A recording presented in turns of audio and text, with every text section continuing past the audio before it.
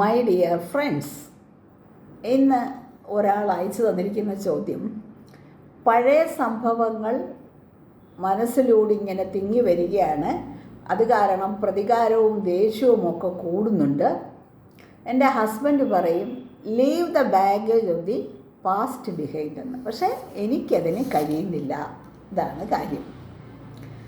എല്ലാവരുമായി നല്ല ബന്ധം പുലർത്തണമെന്ന് ആഗ്രഹിക്കാത്ത ആരെങ്കിലും ഉണ്ടോ? അതേപോലെ തന്നെ ജീവിതത്തിൽ എന്തെങ്കിലും ഒരു ട്രാജഡിയോ ഒരു മാനസിക ആഘാതമോ ഉണ്ടാകാത്തവരും ആരും തന്നെയില്ല. വേദനിക്കുന്ന അനുഭവങ്ങളൊക്കെ മനസ്സിൽ നിന്ന് പോകുമോ എന്ന് ചോദിച്ചാൽ അതുമില്ല. പക്ഷേ ഒരു കാര്യം ആലോചിക്കണം, അതിങ്ങനെ പിടിച്ചു നിർത്തിക്കൊണ്ടിരുന്ന് കഴിഞ്ഞു കഴിഞ്ഞാൽ നമുക്ക് വല്ല വിഷാദ രോഗമോ അല്ലെങ്കിൽ ഏതെങ്കിലും തരത്തിലുള്ള മാനസിക ആഘാതമോ ഒക്കെ ഉണ്ടാകാനുള്ള ഒരു സാധ്യതയുണ്ട്. അതിൽ നിന്നും ശാരീരിക അസുഖങ്ങളും ഉണ്ടാകാം. അതുപോലെ തന്നെ ചിലരൊക്കെ പറയും ഒരു നല്ല മനസ്സുണ്ടായാൽ മതി, അല്ലെങ്കിൽ മനസ്സിൻ്റെ വിഷമങ്ങൾ അങ്ങനൊന്നും പോകുകയൊന്നുമില്ല എന്നൊക്കെ പറയും. ശരിയാണ്. നമ്മളൊന്നും മനസ്സിലാക്കേണ്ടത്, നമുക്ക് ഹൃദയത്തിന് ഒരു ബ്ലോക്ക് എവിടെയെങ്കിലും ഉണ്ടായാൽ, കിഡ്നിക്ക് പ്രശ്നം ഉണ്ടായാൽ, ഇൻറ്റസ്റ്റൈനിന് പ്രശ്നം ഉണ്ടായാൽ, ഇതൊക്കെ നമുക്ക് കണ്ടുപിടിച്ച് പെട്ടെന്ന് തന്നെ മരുന്ന് ചെയ്ത് അതിന് നമുക്ക് നേരിടാൻ സാധിക്കും. പക്ഷെ മനസ്സ് ഇതെവിടെയാണെന്ന് നമുക്ക് കാണിച്ചു കൊടുക്കാൻ സാധിക്കില്ല. പക്ഷെ പലരോടും ചോദിച്ചിട്ടുണ്ട്, നിങ്ങൾക്ക് മനസ്സുണ്ടോ? ഉണ്ടുണ്ട്. എൻ്റെ മനസ്സിലെ പ്രശ്നം എനിക്ക് മാത്രമേ അറിയാൻ സാധിക്കൂ. ചിലർക്കൊക്കെ മനസ്സ് നമ്മളെ കൂടെ കീഴ്പ്പെടുത്തുന്നതാണ്. നമുക്ക് മനസ്സിനെ നിയന്ത്രിക്കാനുള്ള ഒരു കഴിവ് ഉണ്ടാക്കിയെടുക്കുന്നത് എങ്ങനെയാണെന്ന് ചോദിച്ചാൽ കുറച്ചൊക്കെ ബുദ്ധിമുട്ടാണ്, ഇല്ലേ? നമ്മുടെ എല്ലാ ആത്മീയ ഗ്രന്ഥങ്ങളിലായാലും എവിടെയും ആരെങ്കിലും സംസാരിക്കുമ്പോഴും എല്ലാം അറിവുള്ള ആളുകളൊക്കെ പറയും നമ്മൾ ഇന്ദ്രിയങ്ങളെയൊക്കെ കീഴടക്കി മനസ്സിനെ നിയന്ത്രിക്കണമെന്ന്.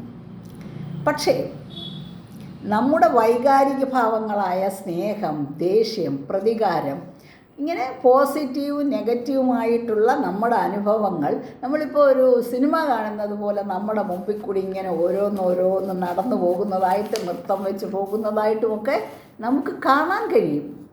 ശാരീരിക അസുഖം പോലെ പെട്ടെന്ന് അങ്ങോട്ട് ഡയഗ്നൈസ് ചെയ്ത് മരുന്ന് കൊടുക്കാനും സാധിക്കില്ല.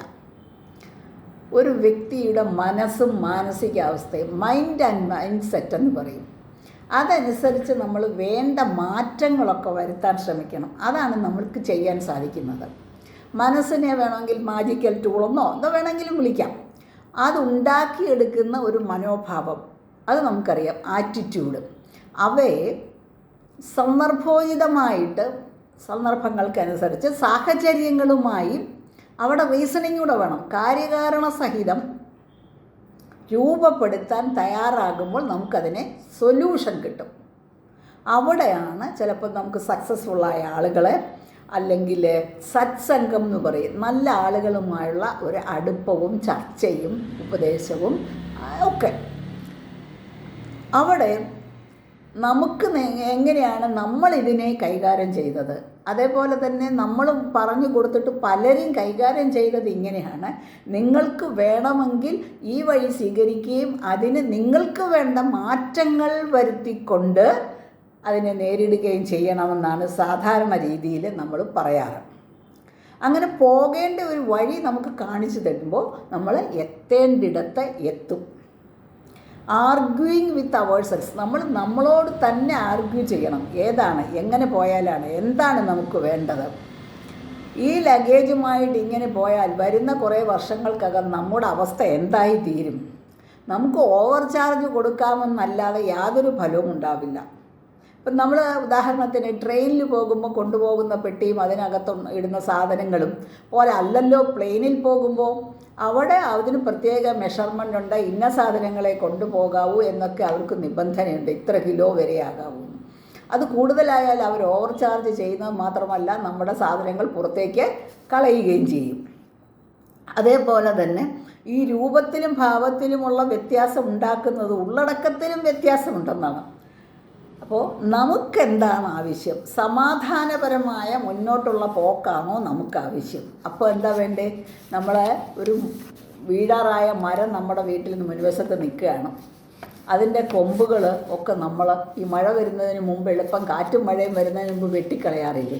അതേപോലെ ചില കാര്യങ്ങൾ നമുക്ക് വേണ്ടാത്തതിനെയൊക്കെ നമ്മൾ കളഞ്ഞേ സാധിക്കൂ. അവിടെ തീരുമാനമെടുക്കേണ്ടത് നമ്മളാണ്. നമുക്കെന്താണ് ആവശ്യം? ഇപ്പോൾ ഒരു കുതിരയെ വെള്ളം കുടിപ്പിക്കാൻ നമുക്ക് ആറ്റിക്കൊണ്ട് നിർത്താനേ പറ്റൂ. കുടിക്കേണ്ടത് ആരാണ്? കുതിരയാണ്. ഇപ്പോൾ നമ്മൾ നിർബന്ധിച്ച് കുതിരയെ കെട്ടിയിട്ട് കുടിപ്പിക്കുകയൊക്കെ ആയാൽ പ്രത്യാഘാതം വേറെ ആയിരിക്കും, ഇല്ലേ? അപ്പോൾ ജീവിതത്തിൽ നമ്മുടെ സാഹചര്യങ്ങൾക്ക് അനുസരിച്ച് അതുമായിട്ട് ബന്ധപ്പെടുത്തി ചില വിട്ടുവീഴ്ചകളൊക്കെ ചെയ്ത് മുന്നോട്ട് പോകുമ്പോൾ നമുക്ക് നമ്മുടെ മനസ്സിനെ കീഴ്പ്പെടുത്താൻ സാധിക്കും, നിയന്ത്രണ വിധേയമാക്കാൻ സാധിക്കും എന്നാണ്. ഇപ്പോൾ അതിന് കുറച്ച് സമയമൊക്കെ എടുക്കും. തുണി നമ്മൾ സോപ്പിട്ട് കഴുകുന്ന സമയത്ത് ആദ്യം വരുന്ന വെള്ളമൊക്കെ അഴുക്ക് നിറഞ്ഞതായിരിക്കും. 2-3 പ്രാവശ്യമൊക്കെ കഴുകി കഴിയുമ്പോഴാണ് നമുക്ക് തെളിഞ്ഞ വെള്ളം കിട്ടുന്നത്. അതുപോലെ മനസ്സിനെ നിയന്ത്രിക്കാനുള്ള മാർഗങ്ങളിലൂടെ നമുക്ക് ഡീവിയേറ്റ് ചെയ്തു പോകണോ, സത്സംഗം നടത്തണോ, അങ്ങനെയൊക്കെ ഉള്ള ഒരുപാട് കാര്യങ്ങൾ ചെയ്യുമ്പോൾ നമ്മുടെ മനസ്സ് ക്ലിയർ ആകും, മനസ്സ് ശുദ്ധമാകും എന്ന് പറയും. ഈ നമ്മുടെ തിരക്കിനിടയിൽ നമ്മൾ ചില വൈകല്യങ്ങളെ, സ്വഭാവ വൈകല്യങ്ങളൊക്കെ മാറ്റി നിർത്താനും പുതിയതായിട്ടുള്ള കാര്യങ്ങളെ നമ്മളിലേക്ക് ഉൾപ്പെടുത്താനും നമ്മൾ പഠിക്കണം.